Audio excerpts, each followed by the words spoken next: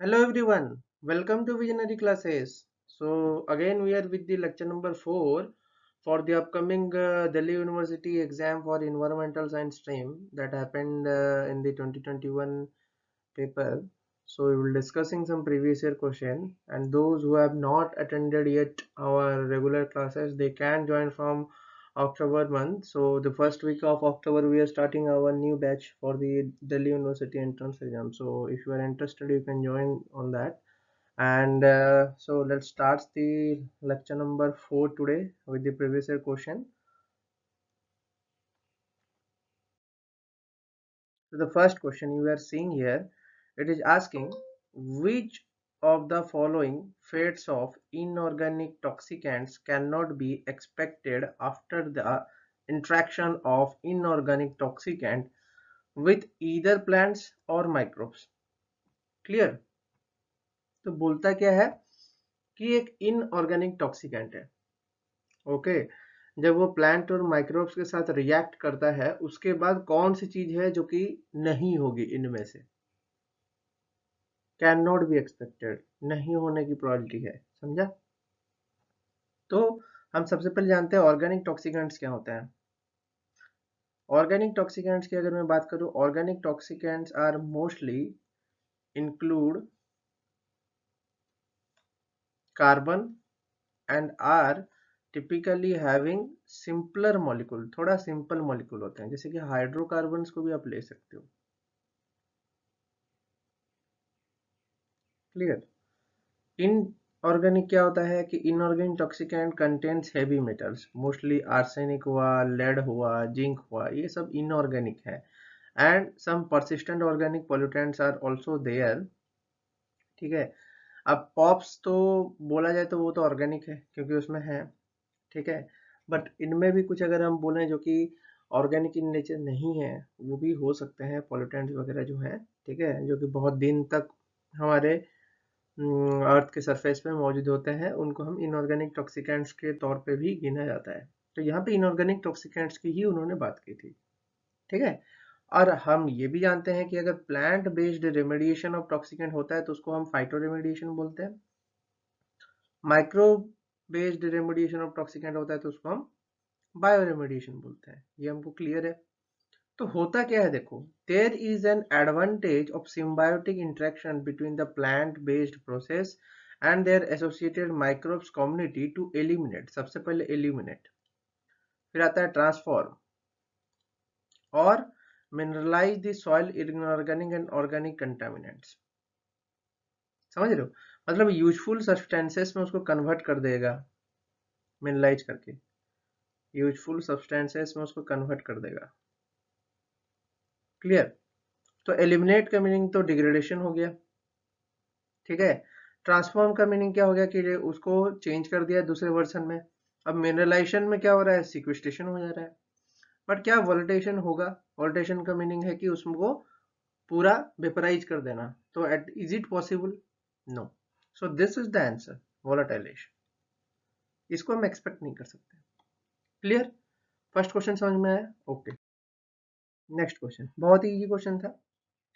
इस तरीके का क्वेश्चन अगर पूछा जाए कि what would be the molar concentration of ammonia in the resulting solution when exactly 34 gram of ammonia was dissolved in water and the solution was made up to a volume of exactly 0.5 liter। बहुत ही easy question है। Molar concentration of ammonia की अगर हम बात करें, formula ले लें जिसका यूनिट है मोल्स पर लीटर। होता क्या है, given mass upon volume of the solution in litre, ठीक है, इनटू 1 अपन molar mass. Clear?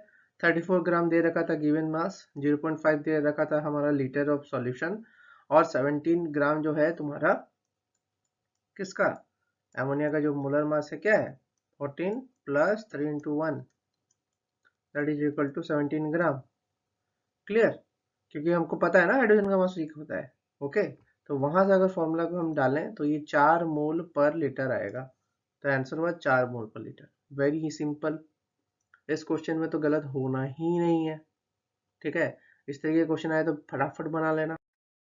Next question पूछता है the maximum population that can be sustained by an ecosystem is, इस तरीके का क्वेश्चन पूछता है। देखो सिंपल सी बात है, इसका आंसर जो होगा दैट इज कैरिंग कैपेसिटी, इसमें तो बोलने की बात ही नहीं है।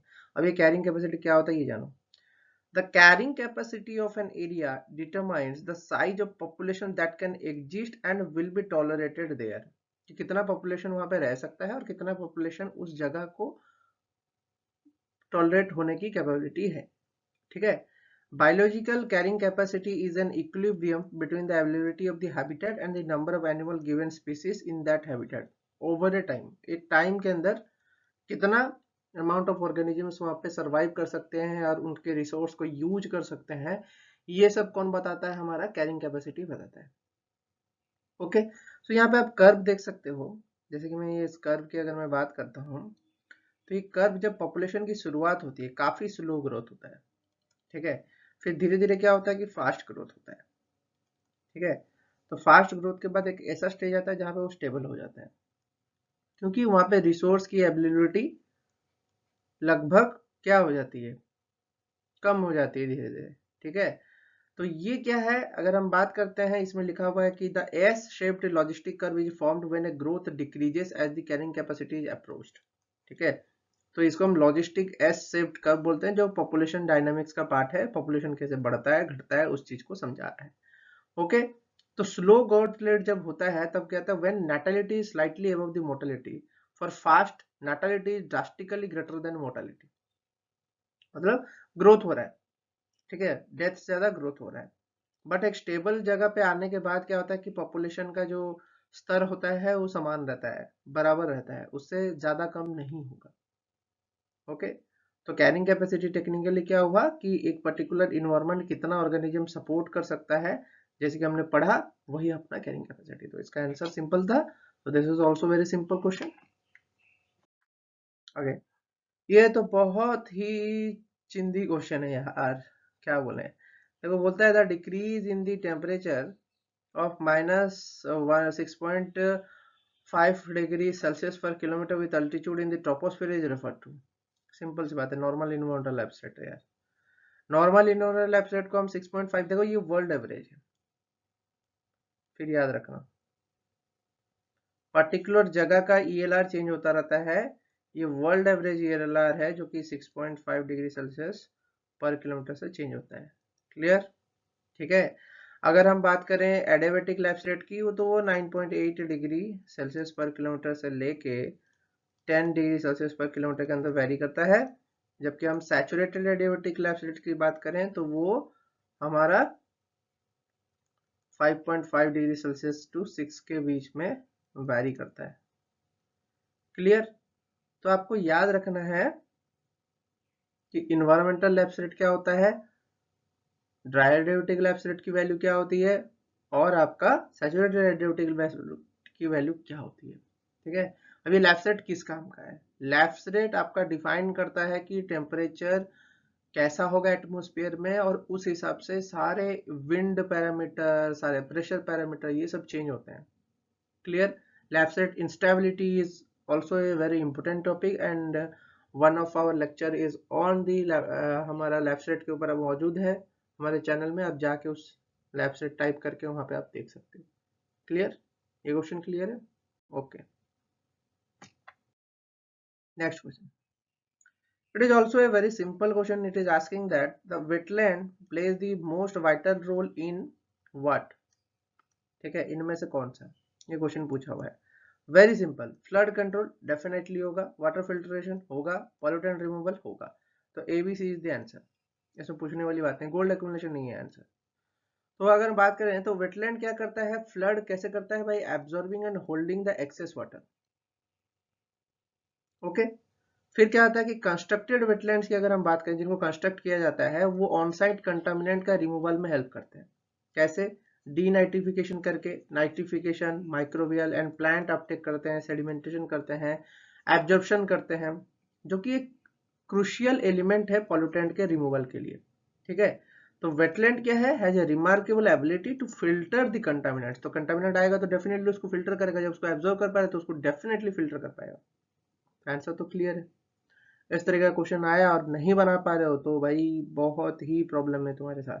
बहुत ही इजी क्वेश्चन है और बहुत ही प्रॉब्लम हो जाएगा अगर ऐसे क्वेश्चन नहीं बना पाओगे। वेटलैंड समझ रहे हो ना, दलदली इलाका समंदर के पास जो होता है, ऐसे ऐसे पेड़ होते हैं ना समंदर के पास, जड़ें जिनकी पूरा अंदर गहराई तक चली जाती है, ठीक है, समंदर के पास ये मौजूद होता है, ओशनिक रीजन, ठीक है। मैंग्रोव्स बोल लो, मैंग्रोव्स। क्लियर? अब इस तरीके का क्वेश्चन आएगा तो बना पाओगे ना? ओके, चलो नेक्स्ट क्वेश्चन पूछता है, at which of the following temperature the incineration of the organic waste is usually carried out? बहुत ही सिंपल, द इंसिनेशन टेम्परेचर जो है 750 से लेके 1200 है, और यहाँ पे एक ही ऑप्शन है अबव 800 डिग्री सेल्सियस, ठीक है। तो incineration of a gaseous waste is existing boiler is also recognised under thermal after burning, ठीक है। तो इंसिनेशन में हो क्या रहा है बेसिकली, ठीक है, तुम क्या कर रहे हो, सॉलिड वेस्ट को बना रहे हो, सॉलिड वेस्ट को इंसिनेट कर रहे हो, ठीक है, इंसिनेट कर रहे हो। यहाँ पे देख सकते हो आप, बर्नर है, मेटेरियल को डाला, विंड को फेंका ताकि हवा जा रही है और आग लगा दिया है, तो उससे क्या निकल रहा है, फ्लू गैस यहाँ निकल रहा है और ये जल रहा है काफी तेजी से। क्लियर? अब ये सॉलिड वेस्ट रिमूवल का एक टेक्निक है इंसिनेशन, जिसमें कि हाई टेम्परेचर में बर्न कर दिया जाता है सॉलिड वेस्ट को। सॉलिड वेस्ट तो समझ ही रहे हो क्या है सॉलिड वेस्ट, ठीक है, जो ऐसा वेस्ट जो कि सॉलिड के फॉर्म में हो। क्लियर? आई होप कि ये लेक्चर आपको अच्छा लगा होगा, and if you have some doubt you can comment me in the box. और वेरी इंपॉर्टेंट, ठीक है, अक्टूबर फर्स्ट वीक से क्लासेस शुरू हो रहा है, तो जिसको भी ज्वाइन करना है डिस्क्रिप्शन बॉक्स में जो नंबर है उस पर जल्द से जल्द कॉन्टैक्ट करो, so that you can join the classes on regular time and due exam से पहले अच्छा मार्क्स लेके आना है, समझा सारा बच्चा? चलो, हैव ए नाइस डे।